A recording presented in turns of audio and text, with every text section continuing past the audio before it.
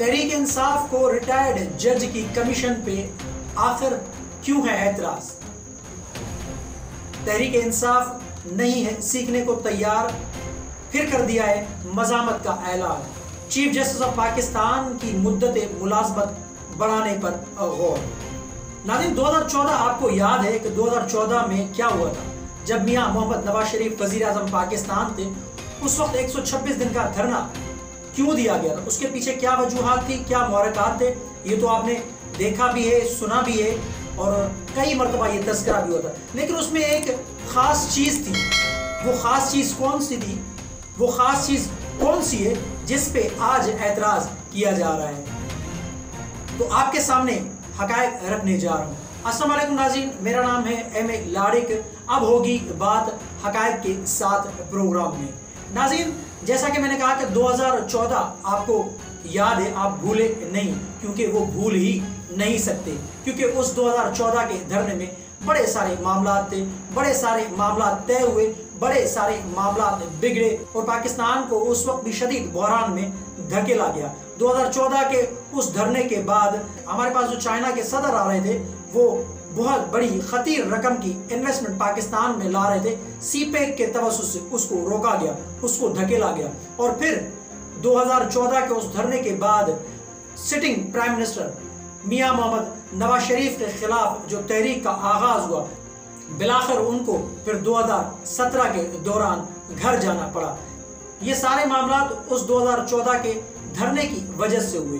लेकिन इसमें एक और बात है जो मैं आगे चल के आपको बताऊंगा, लेकिन सबसे पहले मैं आपके साथ एक खबर शेयर करना चाह रहा हूं, फिर हम आगे बढ़ते हैं कि चीफ जस्टिस ऑफ पाकिस्तान की मुद्दत मुलाजमत 3 साल करने पर गौर किया जा रहा है। ARY न्यूज़ की खबर के मुताबिक उनके ज़राए का कहना है कि मौजूदा हुकूमत चीफ जस्टिस ऑफ पाकिस्तान की मुद्दत मुलाजमत 3 साल करने पर गौर कर रही है। जो सेनेट इलेक्शन के बाद करारदाद लाई जाएगी, यानी एक कानून बनाया जाएगा ताकि चीफ जस्टिस ऑफ पाकिस्तान की मुद्दत मुलाजमत को 3 साल किया जाए। वैसे तो आमतौर पर चीफ जस्टिस ऑफ पाकिस्तान की जो मुद्दत मुलाजमत है वो उनके उम्र के लिहाज से होती है, लेकिन मौजूदा हुकूमत मियां मोहम्मद शहबाज शरीफ की हुकूमत वो चाह रही है कि मुद्दत मुलाजमत चीफ जस्टिस ऑफ पाकिस्तान की 3 साल कर दी जाए। उसके लिए एक बिल असेंबली में पेश किया जाएगा जो गालिबन सेनेट की इलेक्शन के बाद असेंबली में पेश किया जाएगा या पास करवाया जाएगा।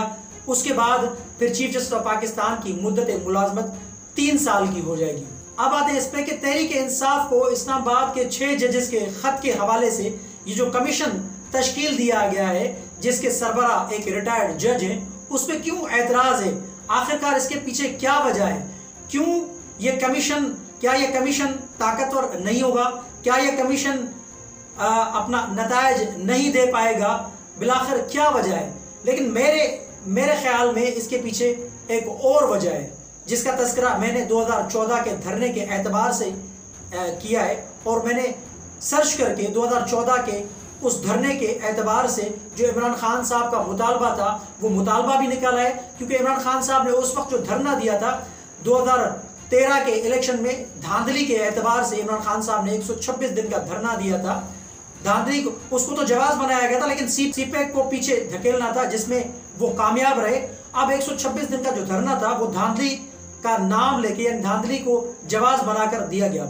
उस वक्त भी जो कमीशन बन रहा था उसके अंदर जो तहकीकात होनी थी, उस तहकीकात के अंदर भी उस वक्त के प्राइम मिनिस्टर यानी मोहम्मद नवाज शरीफ साहब से ये रिक्वेस्ट की गई थी, ये मुतालबा किया गया था कि ISI के लोग और IB के लोगों को उस कमीशन में डाला जाए। वो तहकीकात तब इमरान खान साहब को काबिल कबूल होगी जब तक उसके अंदर IB और यानी इंटेलिजेंस के लोग अगर उस कमीशन में नहीं होंगे तो उनको ये तहकीकात काबिल कबूल नहीं होगी। आज वो उन्हीं के खिलाफ इंक्वायरी करवाना चाह रहे हैं, क्योंकि तहरीक इंसाफ अपना माजी जल्दी भूल जाती है। माजी की गलतियों की वजह से तहरीक इंसाफ का आज ये हाल है और तहरीक इंसाफ तितर बितर हुई है और आज इमरान खान साहब जेल में। मकसद कहने का कि उस वक्त भी एक चीफ इलेक्शन कमीशन की तैनाती होनी थी, उस वक्त एक नाम आ रहा था, उस वक्त भी जिस पे एतराज उठाया गया था। मेरे ख्याल से, मेरी नज़र में आज भी वही यानी वो शख्स हैं, वही नाम है जिसके ऊपर तहरीक इंसाफ को एतराज़ है। दरअसल ये तहरीक इंसाफ के बाकी लोगों को एतराज़ नहीं, ये दरअसल इमरान खान साहब को एतराज़ है इस नाम के ऊपर, क्योंकि जस्टिस रिटायर्ड तसद्दुक़ हुसैन जिलानी साहब उस वक्त उनका चीफ इलेक्शन कमिश्नर के तौर पर नाम सामने आया था, जिस पे इमरान खान साहब ने एतराज़ उठाया था और इमरान खान साहब ने कहा था कि हमें इन पे एतमाद नहीं, ये जानिबदाराना किरदार अदा करेंगे, इनकी मौजूदगी में गैर जानिबदाराना तहकीकात नहीं होंगी। तो मेरे ख्याल से आज भी जो तहरीक इंसाफ जवाब बना रही है कि फुल कोर्ट बेंच तश्कील दिया जाए और ये जजेस के ख़त वाला मामला जो डिस्कस हो वो सुप्रीम कोर्ट के अंदर डिस्कस हो और उस पर फुल कोर्ट बनाकर एक लाइव समाअत होनी चाहिए और वो चेहरे बेनकाब किए जाए। इस कमीशन के ऊपर भी तहरीक इंसाफ को मेरे ख्याल से, मेरी नज़र में इसी वजह से एतराज़ है क्योंकि जस्टिस रिटायर्ड तसद्दुक़ हुसैन जिलानी साहब का नाम इसमें तजवीज़ किया गया। उनको वफाकी काबीना ने अब सरबरा मुकर्रर किया है इस इंक्वायरी कमीशन का, जो इस्लामाबाद के 6 जजेस के ख़त के हवाले से तहकीकात करेगी। इसी एतबार से अब 2 प्रेस रिलीज आई हैं, एक पंजाब बार काउंसिल की जानिब से इन पे जस्टिस रिटायर्ड तसद्दुक़ हुसैन जिलानी पर भरपूर एतमाद का इजहार किया गया है, इनके किरदार को सराहा गया है और इन पे मुकम्मल एतमाद किया गया है। वो कह रहे हैं, पंजाब बार काउंसिल की जानिब से कहा गया है कि जस्टिस रिटायर्ड तसद्दुक़ हुसैन जिलानी बाएतमाद शख्सियत हैं, इनकी निगरानी में ये जो कमीशन बना है हमें इन पर पूरा एतमाद है कि ये उन चेहरों को ज़रूर बेनकाब करेंगे। एग्जेक्टिव की जानिब से जिन लोगों का असर रसूख इन 6 जजों के फैसलों के ऊपर यानी जो असरअंदाज हो रहा है उनको बेनकाब करने में ये भरपूर किरदार अदा करेंगे और उन चेहरों को ये आवाम के सामने लाएंगे तहकीकात करके। ये उनका पूरा एतमाद है पंजाब बार काउंसिल का।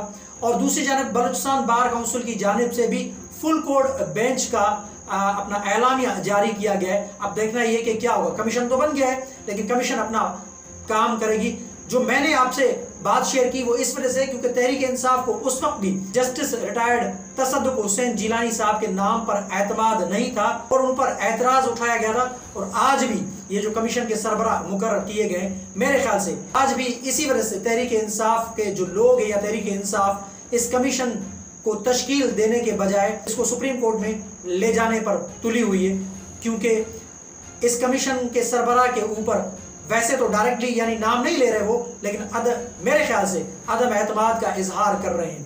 अब आते हैं इस पे कि तहरीक इंसाफ आखिर क्यों माजी से सबक सीखने को नहीं तैयार। कल रात अपना असद कैसर साहब ने एक वीडियो बयान जारी किया था। उस वीडियो बयान में बड़े ही यानी जज्बाती अंदाज में और बड़े ही मज़ामती अंदाज में उन्होंने कहा कि अब मफामत नहीं मज़ामत होगी। और साथ ही साथ उन्होंने कहा है कि हम एक तहरीक का आगाज़ करेंगे क्योंकि हम ये तहरीक अदलिया की आज़ादी के हवाले से, पाकिस्तान के आइन के हवाले से ये तहरीक चलेगी और जब तक इमरान खान साहब को रिहा नहीं किया जाएगा ये तहरीक जारी रहेगी। और साथ ही साथ अली अमीन गंदापुर को भी उन्होंने कहा है कि आप इस हुकूमत से अलहदा हो जाएं, इस हुकूमत से राब्ता अपना मुनक़ता कर लें क्योंकि ये हुकूमत हमारी बात नहीं मान रही और आपको भी 1 रुपया अभी तक इन्होंने अदा नहीं किया।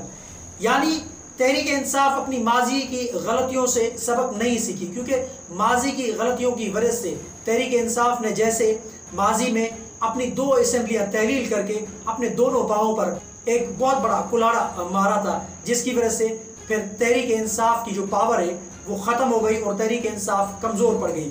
यानी खैबर पख्तूनख्वा की असेंबली को उन्होंने तहलील कर दिया और फिर पंजाब असेंबली को उन्होंने तहलील करके अपनी ताकत को ख़त्म कर दिया और फिर उसका फ़ायदा PDM की जमातों ने हासिल किया। उस PDM की जमातों ने फ़ायदा हासिल करके फिर PDM की हुकूमत ने अपनी 16 माह की गवर्नमेंट बनाई और आपने देखा कि वो गवर्नमेंट चली।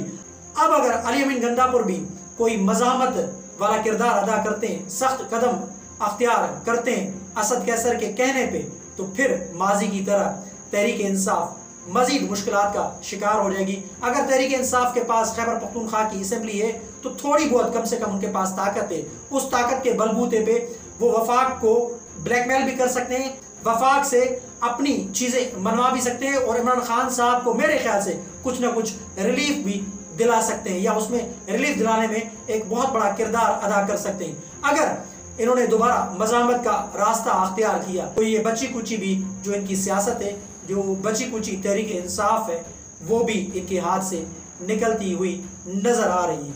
तो मैंने आपके सामने हक़ाइक़ पर मबनी एक तज्ज़िया रखा है आपके सामने। कमेंट सेक्शन में अपनी राय का इजहार ज़रूर कीजिएगा और चैनल को सब्सक्राइब करना मत भूलिएगा। तब तक के लिए अल्लाह हाफ़िज़।